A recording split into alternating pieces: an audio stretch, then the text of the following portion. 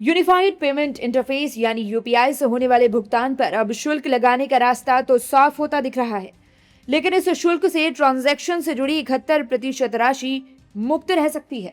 Tax संबंधी नियमों में संशोधन के लिए लाया गया टैक्सेशन एंड अदर लॉज संशोधन बिल 2026 गुरुवार को लोकसभा में पारित हो गया है। लोकसभा में इस बिल को केंद्रीय वित्त मंत्री निर्मला सीतारमण ने पेश किया था। हालांकि इस बिल में इस बात का कोई जिक्र नहीं है कि यूपीआई से जुड़े किस प्रकार के या कितनी रकम के बाद के ट्रांजैक्शन पर शुल्क लगाए जाएंगे। जानकारों व वित्त मंत्रालय दोनों का कहना है कि ये आरबीआई और national payment corporation of India यानी एनपीसीआई तय करेगा। वहीं बिल के पास होने पर सियासत तेज होती नजर आ रही है। बीजेपी और उसके सहयोगी दलों के नेताओं ने इसका समर्थन किया है। देखिए, आम जनता पर इसका बोझ नहीं पड़ेगा। यूपीआई भारत में डिजिटल क्रांति लाया। व्यापारी हो, रेहड़ी वाले हो, ठपड़ी वाले हो, ठेला वाले हो, सब लोगों ने यूपीआई का इस्तेमाल करके आज देश कहां से कहां बढ़ा है। और अभी तो ये कानून बना है, पैसा बढ़ाना, कितना बढ़ाना, क्या बढ़ाना, ये तो बाद में जब नियमावली बनेगी उसमें आरबीआई को निर्णय लेना है या एनपीसीआई को निर्णय लेना है। मेरी व्यक्तिगत राय है कि यूपीआई ट्रांजैक्शंस के वर्तमान व्यवस्था को अभी लागू रहने दिया जाए, क्योंकि प्रधानमंत्री जी के आह्वान पर जिस तेजी से डिजिटलीकरण की ओर देश बढ़ा, आज ज़्यादातर लेन देन यूपीआई के जरिए हो रहे हैं और ये व्यवस्था कहीं ना कहीं पारदर्शिता को सुनिश्चित करने में काफी महत्वपूर्ण भूमिका का निर्वहन कर रही है। वहीं दूसरी ओर समाजवादी पार्टी से सांसद रामगोपाल यादव ने बिल को लेकर कहा है कि इस सरकार कोई ढंग का बिल नहीं लाती है। इनका हर बिल जनता को लूटने वाला होता है। बता दें कि पर्सन टू पर्सन के बीच होने वाले यूपीआई ट्रांजैक्शन पर कोई शुल्क नहीं लगेगा। पर्सन टू मर्चेंट या मर्चेंट टू मर्चेंट के रूप में होने वाले ट्रांजैक्शन पर शुल्क वसूला जा सकता है। अच्छा, आज तक कोई ऐसा इस साल कानून बना है जो जनता के लाभ के लिए बना हो?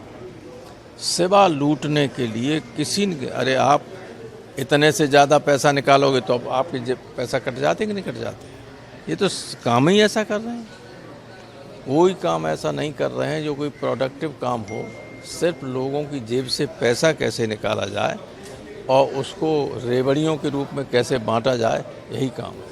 वित्त मंत्रालय के आंकड़ों के मुताबिक वित्त वर्ष 2025-26 में यूपीआई प्लेटफॉर्म से कुल 24,161.69 करोड़ ट्रांजैक्शन किए गए, जिनका मूल्य 314 लाख करोड़ रुपए बताया गया है। वित्त मंत्रालय के आंकड़ों के मुताबिक इन 314 लाख करोड़ रुपए में से 71% राशि P2P यानी कि दो व्यक्तियों के बीच होने वाले ट्रांजैक्शन की थी, जिन पर कोई शुल्क नहीं लगाए जाने की बात की जा रही है।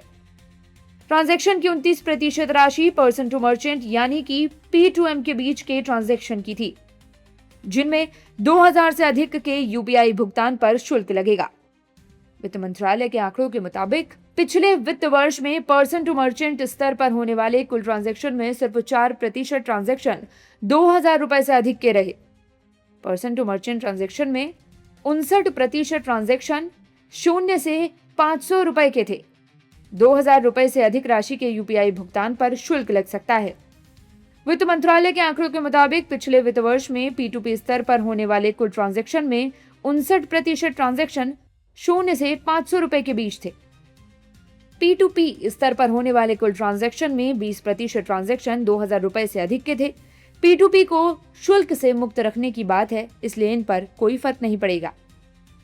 केंद्र सरकार जो taxation and other laws bill लेकर आई है, उसके जरिए payment and settlement system act 2007 में संशोधन किया जा रहा है, जिसके तहत यूपीआई ट्रांजैक्शन पर बैंक या कोई भी वित्तीय संस्थान अभी शुल्क नहीं लगा सकता है।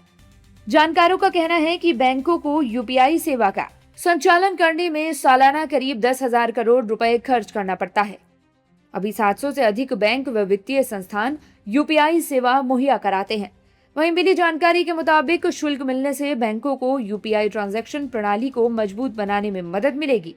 बैंक उस रकम को यूपीआई ट्रांजैक्शन साइबर सुरक्षा पर खर्च कर सकेंगे। बता दें कि यूपीआई ट्रांजैक्शन पर शुल्क की दर क्या होगी, इसका बिल में अभी कोई जिक्र नहीं है। आरबीआई व एनपीसीआई की तरफ से भी इस पर अभी कोई निर्णय नहीं लिया गया है।